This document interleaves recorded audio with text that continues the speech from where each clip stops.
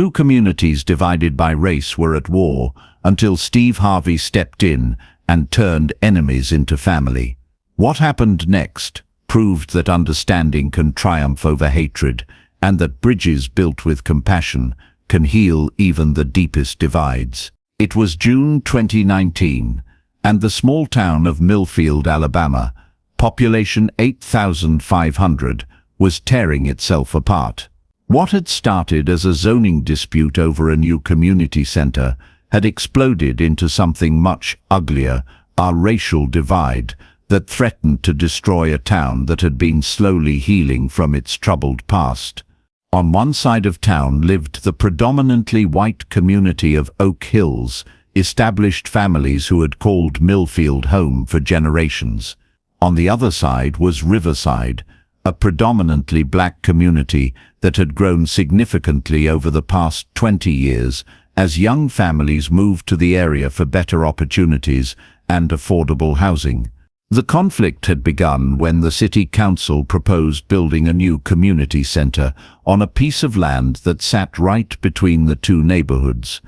Oak Hills residents, led by community leader Margaret Patterson, argued that the center should be built closer to the existing library and city hall in their part of town.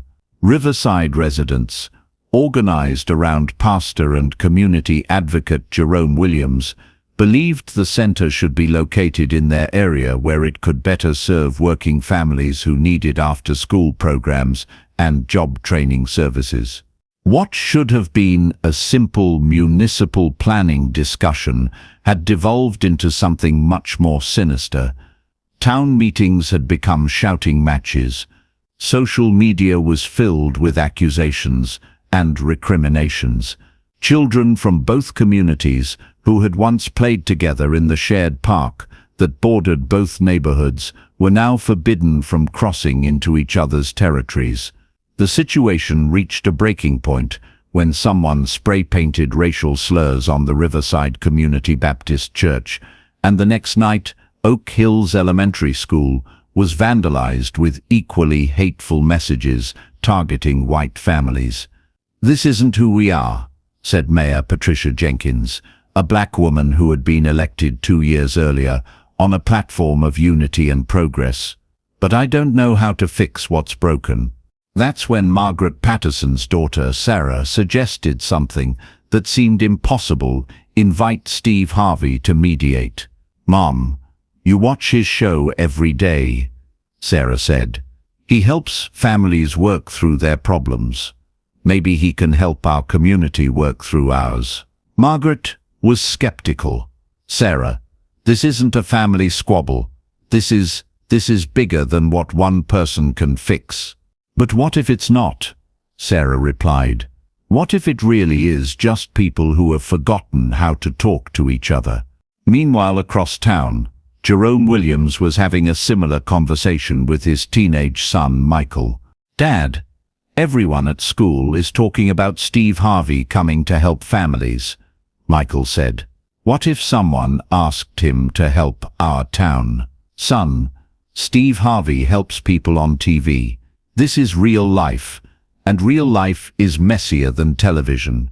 "But Dad, you always tell us that change starts with one person being brave enough to try something different." Unknown to each other, both Sarah Patterson and Michael Williams wrote letters to the Steve Harvey Show explaining their town's crisis. Sarah wrote, "Mr. Harvey, our town is falling apart because people who used to be neighbors are now treating each other like enemies. I think, deep down, everyone wants the same thing: miss a safe, thriving community for our children. Could you help us remember how to be neighbors again?" Michael wrote, "Mr. Harvey, there are good people on both sides of our town, but fear and misunderstanding are making everyone act like enemies. Could you show us how to build bridges instead of walls?" 6 weeks later, both families received calls from Janet Miller, a producer on the Steve Harvey Show. "We received letters from your community," Janet explained to each family separately, "and Mr. Harvey believes that what's happening in Millfield is happening in communities across America. He wants to help. Steve's plan was ambitious, but simple. He would come to Millfield, not for a television show, but for a community healing event. He would bring together families from both sides of the divide for honest conversation, shared activities, and the kind of relationship building that could only happen when people saw each other as human beings rather than enemies. The announcement that Steve Harvey was coming to Millfield created a buzz that reached far beyond the town limits. National news outlets picked up the story, and suddenly the eyes of the country were on this small Alabama community. Some residents were excited about the opportunity for healing. Others were skeptical about outsider interference. But most were simply curious about whether the man who helped families on television could help heal their fractured community. Steve arrived in Millfield on a hot Saturday morning in August, accompanied by a small team of community mediation specialists and child psychologists. But this wasn't going to be a television production. It was going to be real conversation between real neighbors. The event was held in the town's largest venue, the high school gymnasium, with families from both Oak Hills and Riverside invited to participate in a day of structured dialogue and relationship-building activities. Steve began by addressing the crowd of about 200 people, roughly evenly split between the two communities. "I want to start by saying what I see when I look out at this room," Steve said, standing center court without a microphone so everyone had to lean in to listen. "I don't see a white community and a black community. I see parents who want their children to be safe. I see neighbors who want their property values to stay strong. I see people who work hard and want to live in peace. Now, I also see people who have forgotten how to talk to each other without yelling. I see people who have let fear convince them that their neighbors are their enemies. And I see a community that has forgotten that what unites you is stronger than what divides you." Steve asked everyone to participate in a simple exercise.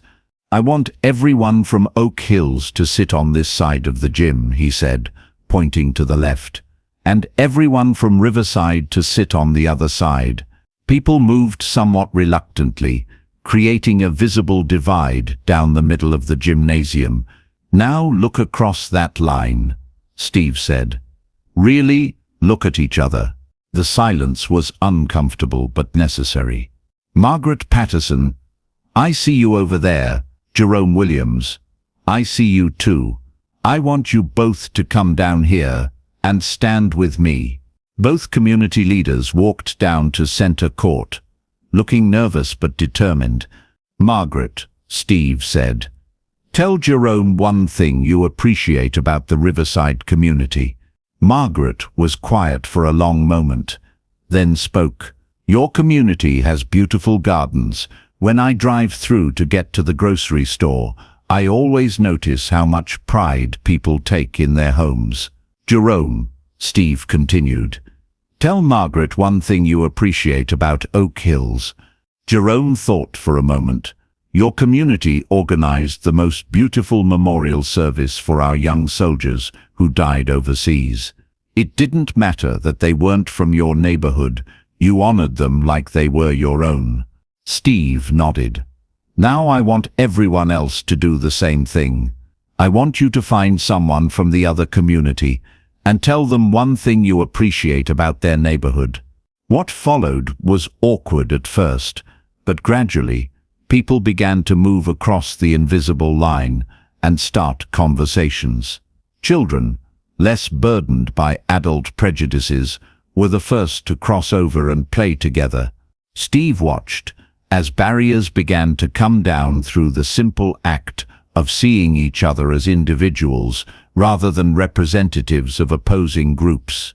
The breakthrough moment came when 8-year-old Emma Patterson, Margaret's granddaughter, approached 10-year-old Jamal Williams, Jerome's nephew. "My grandma says your dad is trying to take our community center away," Emma said with the directness only children possess. My uncle says your grandma doesn't want us to have anywhere safe to go after school. Steve overheard this exchange and saw an opportunity. Emma and Jamal, come here, Steve called. I want you to help me understand something. Both children approached cautiously. Emma, what do you like to do after school? Steve asked. I like to read and play basketball and do art projects. And Jamal, what do you like to do after school? I like to read and play basketball and do art projects too. Steve looked at the adults. Did everyone hear that? These children like the same things. They have the same needs. They want the same opportunities. He turned back to the children. What if I told you that both of your families want to build a place where you could read and play basketball and do art projects together? Emma looked confused. But my grandma says there isn't enough money for 2 community centers. And my uncle says their side of town already has all the good stuff, Jamal added. Steve stood up and addressed the entire room. Out of the mouths of babes. These children just identified the real problem. You're not fighting about whether to build a community center. You're fighting about who gets to control it. The room fell silent as Steve continued. What if instead of fighting over where to put one community center, you built something bigger and better than either side could create alone? Margaret Patterson raised her hand. What do you mean? I mean, what if Oak Hills and Riverside partnered to create the best community center in Alabama? What if you combined your resources, your talents, and your dreams to build something that served everyone? Jerome Williams spoke up. You mean work together?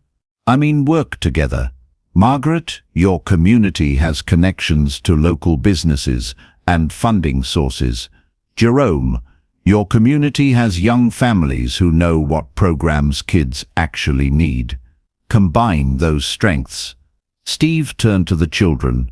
Emma and Jamal, what would you want in your dream community center? Emma thought for a moment. A really big library with lots of books. And computers for homework, Jamal added. And a basketball court. Emma continued. And an art room where we could paint, Jamal said. And maybe a place where our grandparents could come too, Emma concluded. Steve looked at the adults. Your children just designed a community center that serves multiple generations and brings people together instead of keeping them apart. What happened next was remarkable. Margaret Patterson walked across the gymnasium to where Jerome Williams was standing. Jerome, she said, I owe you an apology. I let my fear of change turn you into an enemy, when you should have been a partner. Margaret, Jerome replied, I owe you the same apology. I let my frustration with the past prevent me from working toward a better future. They shook hands, and the gymnasium erupted in applause. Steve wasn't finished. Now we're going to do something that might seem impossible. We're going to design this community center together. Right here, right now. For the next 3 hours, families from both communities worked together to plan their shared space. They divided into committees, programming, fundraising, design, and management. Children drew pictures of what they wanted their center to look like while parents discussed practical considerations like budgets and timelines. By the end of the day, they had created something neither community could have imagined alone. A comprehensive plan for a multi-generational community center that would serve the entire town. But more importantly, they had rediscovered their capacity to work together toward common goals. 6 months later, Steve returned to Millfield for the groundbreaking ceremony of the new Millfield Unity Community Center, built on the border between Oak Hills and Riverside, and designed to serve both communities. Mr. Harvey, Mayor Jenkins said during the ceremony, you didn't just help us build a community center.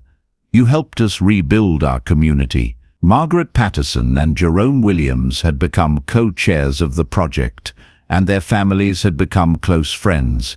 Steve taught us something important, Margaret reflected. We thought we were different because of our race, but we were actually the same because of our love for our children and our community. Jerome added, the problem was never that we were different. The problem was that we stopped talking long enough to discover how much we had in common.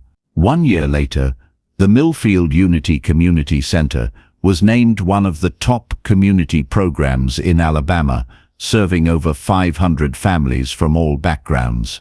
The model had been replicated in 3 other towns across the state. Steve kept a photo from the groundbreaking on his desk. Margaret and Jerome's grandchildren playing together in the space where their families had once stood divided. It reminded him daily that most conflicts aren't really about the issues people are fighting over, they're about people who have forgotten how to see each other's humanity. Millfield taught me that racism and division thrive when people stay separated. Steve often says, but when you bring people together and give them common goals, prejudice dies and community is born. Today, Millfield is held up as a model for racial healing and community building. The Unity Center hosts regular bridge-building workshops for other communities facing similar challenges, and both Margaret Patterson and Jerome Williams travel the country sharing their story of transformation. If this incredible story of community healing and the power of finding common ground moved you, please subscribe and hit that thumbs up button. Share this video with someone who needs to see that divided communities can become united families when people choose understanding over hatred. Have you ever seen enemies become allies? Let us know in the comments, and don't forget to ring that notification bell for more amazing stories about building bridges instead of walls.